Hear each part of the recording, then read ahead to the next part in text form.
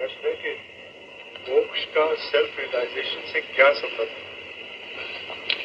मोक्ष जो है वो तरह तरह से लोग जानते हैं। सेल्फ रियलाइजेशन जो है ये मोक्ष ही है। सारे संसार की जो विपदा है, तकलीफ है, वो इसलिए है क्योंकि हम अंधकार में, अज्ञान में है।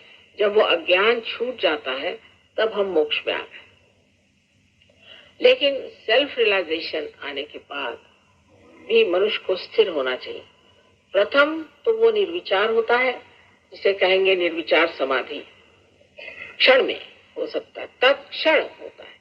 तत्क्षण रामदास स्वामी से पूछा गया कि कितनी देर लगती है कुंडलिनी के जागरण को, तो उन्होंने कहा तत्क्षण, पर उसका लेने वाला और करने वाला होना चाहिए। ये दो चीज है। अब दूसरी बात है कि जब आप कोई लोग ऐसे भी हैं कि उसी वक्त वो निर्विकल्प में भी चले जाते हैं, उनको शंका ही नहीं रह जाती। फिर निर्विकल्प समाधि आ जाती, उसको आपको प्राप्त करना है। जब निर्विकल्प में आने के बाद फिर आगे की बात आपको सोचना चाहिए। एकदम से ही आप कहें कि हम एकदम से ही परम हो जाए, तो ऐसा नहीं होता है। जितना आप बर्दाश्त कर सकते हैं उतना ही होगा, पर निर्विकल्प में आते ही आप अपने ही आप ढलने लग जाते हैं उस वक्त। जिस वक्त आपके बंधन टूट गए तभी आप मोक्ष को प्राप्त हो गए। लेकिन इस बंधन को टूटने के बाद आप कहां तक आप पहुंचते हैं, ये आगे का रास्ता है, पर मोक्ष तो हो गया।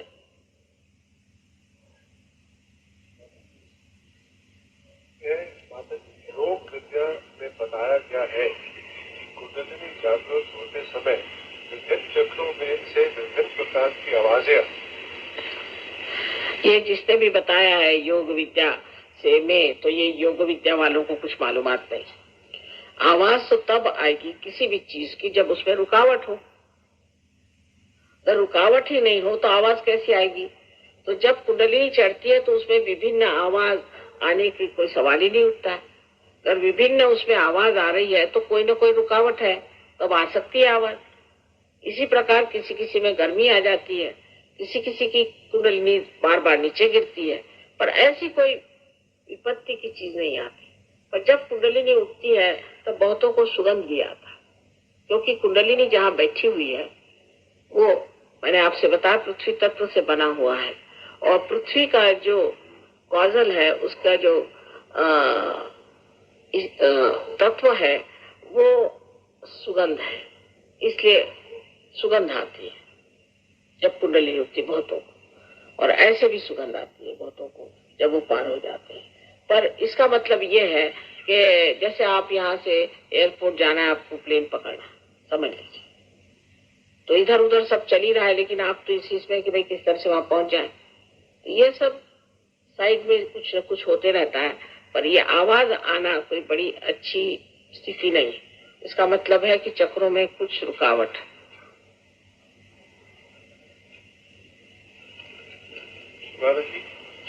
एक प्रश्न है कि मैं वेटलेस हो जाता हूँ, ये किस चक्र की रुकावट है? वेटलेस आप अगर हो जाते हैं तो कोई चक्र की रुकावट नहीं, पर ये वेटलेसनेस देखनी पड़ेगी क्या चीज है। कभी कभी ये ऐसा है कि उसमें भूत विद्या भी हो सकती है कि कोई आत्मा समझ लीजिए ऐसा है जो आपके अंदर घुस जाए, और आपका जो मतलब जरा लंबा चौड़ा किस्सा है ये तो इसको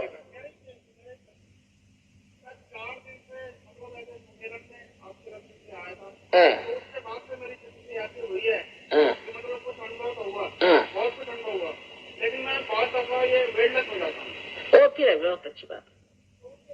वही मैंने कहा, दो नहीं दशे होते।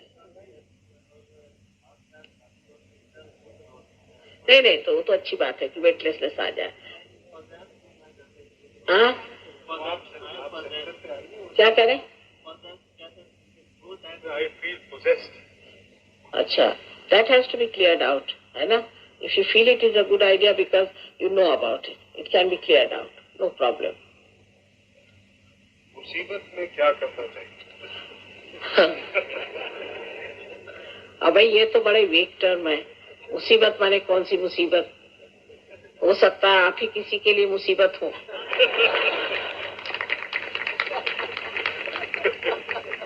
ये प्रश्न भी एक मुसीबत।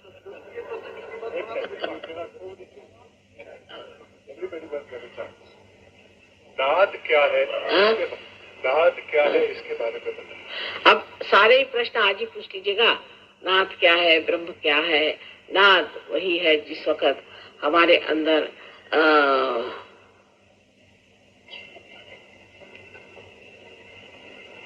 चैतन्य बहता है, तब उसकी एक बड़ी सुंदर सी धारा बहती है, पर उसका आवाज आपको सुनाई नहीं देता। उसका भी एक नाद है। इसी तरह जब अति सूक्ष्म आप हो जाते हैं तो आपको सुनाई दे सकता है। उसके बाद में इसमें चैतन्य में आप जब आप पार हो जाते हैं तो आप देखते हैं आकाश में से छोटे छोटे ऐसे कौमा के जैसे ऐसे चमकते हुए चैतन्य के ऐसे छोटे छोटे धाराएं दिखाई देती। तो ये इसमें भी प्रकाश होता है। अब आपको आश्चर्य होगा कि बहुत से हमारे पास ऐसे फोटोग्राफ्स हैं, वो अभी आपको हम बाद में दिखाएंगे, जिसमें आपको आश्चर्य होगा कि ये प्रकाश के जो कण है उसको पकड़ा गया। ऐसे आजकल हो रहा है। बहुत से फोटोग्राफ इतने चमत्कार पूर्ण है, पर वो अभी नहीं मैं बताऊंगी, क्योंकि सब सत्य मनुष्य नहीं झेल सकता, धीरे धीरे झेल सकता है। बाकी सब प्रश्न बड़े पर्सनल है, अगर वो सेंटर पे आए। अच्छा, बाकी प्रश्न बहुत ज्यादा पर्सनल होंगे कि मेरा बेटा बीमार है, कि मेरी बीवी बीमार है। इन सब लोगों के लिए विनती है कि आप लोग सब सेंटर पे आए और आपको जैसा बताया जाए वैसा आप करें। और आपको मैं कहती हूँ कि दावे के साथ फायदा होगा, लेकिन उसको आप ठीक से करें। पर सबसे जो बात है कि जो लोग बीमारी के लिए आते हैं, बीमारी ठीक होते ही बेकार हो जाते हैं। अब ये सोचना है कि जिस लाइट से प्रकाश मिलने ही नहीं वाला, ऐसे लाइट को आप ठीक करेंगे? सो कॉमन सेंस तो भगवान के पास भी है कि वो ऐसे लाइट को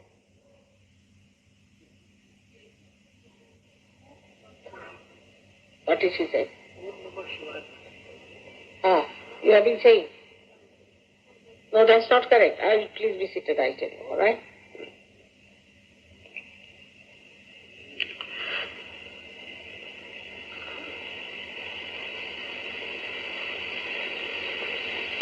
उन्होंने सवाल पूछा कि ओम नमः शिवाय बोलते हैं, ठीक नहीं, आपको अधिकार नहीं है अभी इस चीज का, और उससे आपको तकलीफ ही हो जाएगी।